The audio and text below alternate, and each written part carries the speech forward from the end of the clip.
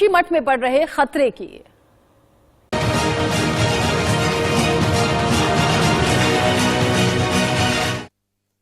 जोशीमठ के जिंदा जख्म जो एक एक सबूत सामने रख रहे हैं, एक एक तस्वीर गवाही दे रही है। जोशीमठ को लेकर आज बड़ी खबर यह भी है कि इसरो की रिपोर्ट से भयावह संकेत दिखाई दे रहे हैं। बड़ी मीटिंग भी आज दोपहर 12 बजे बुलाई गई है। जोशीमठ के हालातों को लेकर बड़ा अपडेट आप जानिए। इसरो की रिपोर्ट से भयावह संकेत दिखाई दिए हैं जोशीमठ को लेकर। जोशीमठ में घरों और सड़कों में दरारें और ज्यादा बढ़ गई हैं। इसरो ने जारी की है जोशीमठ की सैटेलाइट तस्वीरें, जिसमें और ज्यादा भयावह हालात दिख रहे हैं। 12 दिन में जोशीमठ शहर 5.4 सेंटीमीटर धंसा है। जोशीमठ में घरों और सड़कों के बीच में दरारें और ज्यादा बढ़ गई हैं। आईटीवी नेटवर्क की टीम भी जोशीमठ में मौजूद है, जो बता रही है पहले दिन से लेकर आज तक दरारें और ज्यादा बढ़ती चली जा रही हैं। ऐसे में विनाश की तरफ जोशीमठ जाता हुआ नजर आ रहा है। जोशीमठ जहां पर लगातार जमीन धंस रही है और इमारतों में लगातार दरारें बढ़ रही हैं। आईटीवी नेटवर्क की टीम मौजूद है, अनन्या, जो कि लगातार जोशीमठ में मौजूद रहकर परिवारों से बात कर रही हैं, एक एक अपडेट हमारे दर्शकों तक पहुंचा रही हैं। अनन्या, इसरो की रिपोर्ट के इस संकेत को क्या समझा जाए? आप जब से मौजूद हैं वहां पर, तब से लेकर आज तक आप भी बता रही हैं कि दरारें बढ़ी हैं, जमीन और ज्यादा धंसी है। क्या हो सकता है अब आगे? बिल्कुल रचना, क्योंकि हम जब से यहाँ पर मौजूद हैं, दरारें सिर्फ 1 या 2 दिन ऐसा आया था बीच में जब दरारें कम हुई थी, लेकिन उसके बीच कल भी हमने देखा दरारें लगातार बढ़ी हैं और उससे पहले भी लगातार दरारें जो है वो बढ़ती हुई नजर आ रही हैं। क्योंकि पहले ही इसरो की तरफ से ये कहा गया था कि कुछ तस्वीरें आप साझा कर दीजिए और उसके बाद स्थिति, एक्चुअल स्थिति क्या है उसका अंदाजा होगा। तस्वीरें जो है वो साझा की गई है, तस्वीरें वाकई डराने वाली है कि कैसा जो खबर सामने आ रही है जिसमें ये कहा जा रहा है कि इसरो रिपोर्ट में जोशीमठ काफी हद तक धंसा है। देखिए, धंसेगा क्यों नहीं, क्योंकि ओवर कंस्ट्रक्शन एक बहुत बड़ी वजह माना जा रहा है इसके पीछे। क्योंकि तमाम ऐसे होटल्स बनाए गए, सड़कें बनाई गई और अस्पताल बनाए गए, स्कूल्स बनाए गए, बहुत सारी ऐसी चीजें हैं जो यहाँ पर डेवलपमेंट के जो तमाम कार्य है वो यहाँ पर लगातार चल रहे थे। और जो तमाम, अगर हम एनटीपीसी टनल की बात करें, हाइड्रो पावर प्रोजेक्ट्स की बात करें और जल विद्युत परियोजना की बात करें, इनमें भी पिछले कुछ समय तक लगातार काम हो रहा है और पिछले 3-4 दिन से हालांकि जो काम है वो बंद है।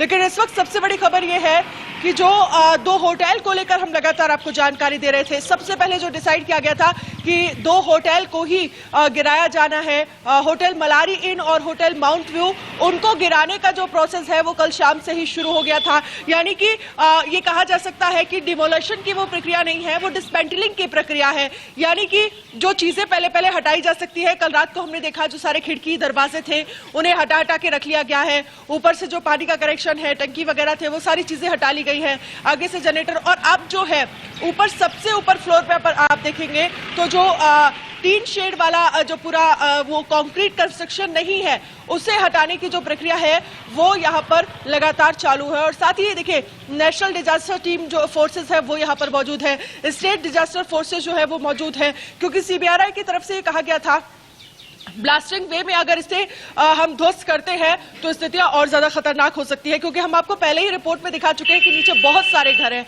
उन घरों को नुकसान ना हो। अचानक से बहुत ज्यादा ये कहा जा सकता है कि अगर दोनों होटल गिराए जाते हैं और उसके बाद नीचे के जो घर है वो भी गिरते हैं तो स्थितियां और ज्यादा मुश्किल भरी हो जाएंगी। सड़क पर अगर हम बात करेंगे तो टायर बिछा दिए गए हैं, जो भी मलबा होगा वो सड़क पर गिराया जाए और मलबा तुरंत यहाँ से वापस डंपर में भर के जो भी डंपर जोन बनाया जाएगा वहां पर ले जाया जाएगा। इस तरह का जो प्रोसेस है, और वो 1 या 2-4 दिन का प्रोसेस नहीं है। होटल की बात करें, क्योंकि कल आईजी गढ़वाल से हमारी बात हुई थी, उनकी तरफ से ये कहा गया था लगभग 6 या 7 दिन ये पूरा प्रोसेस जो है वो चलने वाला है। होटल मलारी इन जो है वो 7 मंजिल का होटल है। आप सोचिए जब नीचे वाला हिस्सा तोड़ने का समय आएगा तो कितना मुश्किल भरा होगा, क्योंकि रोड से भी वो नीचे है। और उसके बाद अभी तो ऊपर का हिस्सा पहले बात तोड़े जाना है, क्योंकि अभी जस्ट शुरुआत हुई है।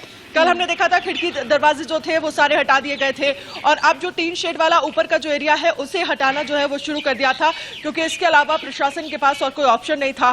लेकिन हमने कल ये भी तस्वीर दिखाई थी कि किस तरह से होटल के जो ओनर है उनकी वाइफ वहां से निकलकर आ रही थी और कैसे उनकी आंखों में आंसू थे। स्थितियां उनकी ये थी कि वो खुद को संभाल नहीं पा रही थी, क्योंकि इसके अलावा कोई ऑप्शन नहीं है। कमाई का जरिया तो छिन ही गया है, घर भी छिन गया है, क्योंकि उसी बेसमेंट में उनकी फैमिली जो है वो रहा करती थी। और आप अंदाजा लगाइए कि जिसका सब कुछ छिन जाए, एक बार फिर से उन्हें जीरो से शुरुआत करनी पड़ेगी। लोग यहाँ तक कह रहे हैं कि सबसे बड़ी परेशानी है अनन्या लोगों की, और इसीलिए लोग अपना घर छोड़ने के लिए तैयार नहीं है। इसीलिए कह रहे हैं घर के बदले घर दीजिए। ये जो आप आर्थिक पैकेज की बात कर रहे हैं या फिर जो आप आर्थिक मदद की बात कर रहे हैं वो नाकाफी है हमारे लिए, वो हमारे लिए शून्य से शुरू होने वाली बात है।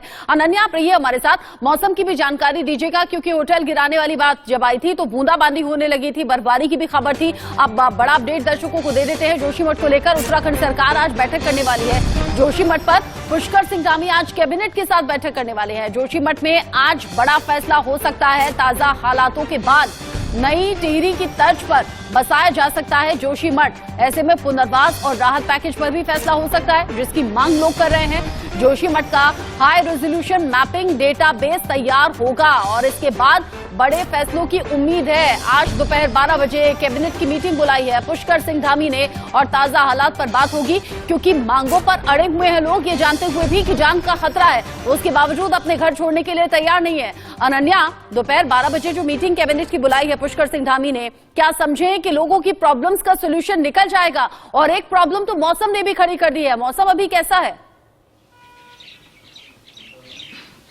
देखिए, मौसम अगर कल बात करें तो कल थोड़ी बहुत बारिश हुई थी, लेकिन आज जिस तरह से 3 दिन को लेकर जो अलर्ट जारी किया गया जिसमें कहा जा रहा है कि बारिश हो सकती है। अभी तो फिलहाल यहाँ पर थोड़ी धूप निकली हुई है, हल्की धूप निकली हुई है, लेकिन मौसम कब पल में बदल जाता है कोई अंदाजा नहीं लगाया जा सकता, और कब बारिश हो जाए और ये पूरा जो डिसमेंटलिंग का प्रोसेस है ये चुनौतीपूर्ण हो जाए, कुछ भी नहीं कहा जा सकता। लेकिन इन सब के बीच समझिए, क्योंकि कल हम उस रिलीफ कैंप में भी पहुंचे थे जहां पर लोगों में नाराजगी थी कि उनके पास सीएम धामी नहीं पहुंचे हैं। हालांकि सीएम धामी पिछली रात को पहुंचे थे वहां पर, और किस तरह से वहां पर लोगों का रो रो कर बुरा हाल है। वो लगातार बस यही कह रहे थे कि हमारा घर गया है और हमें घर के बदले घर चाहिए। पहले जो 5,000 हर परिवार को राहत राशि देने की बात कही गई थी, वो आप समझिए कि आपदा की स्थिति में सब जितने लोग हैं 600-700 बार हैं, उनके घर छिन गए हैं, उनके आशियाने छिन गए हैं। समझ नहीं आ रहा है कि आगे कहाँ जाना है, क्या करना है, रहने का ठिकाना नहीं है, कमाई का कोई जरिया नहीं है, और 4,000 सरकार देने की, उनको राहत राशि देने की बात करती है। ये मजाक ही है एक, अगर हम बात करें परिवारों के साथ। हालांकि उसके बाद ये डिसाइड किया गया, पहले 50,000 फिर 1 लाख, और अब फौरी तौर पर जो राहत देने की बात कही गई है वो लगभग 1.5 लाख रुपए की कही गई है।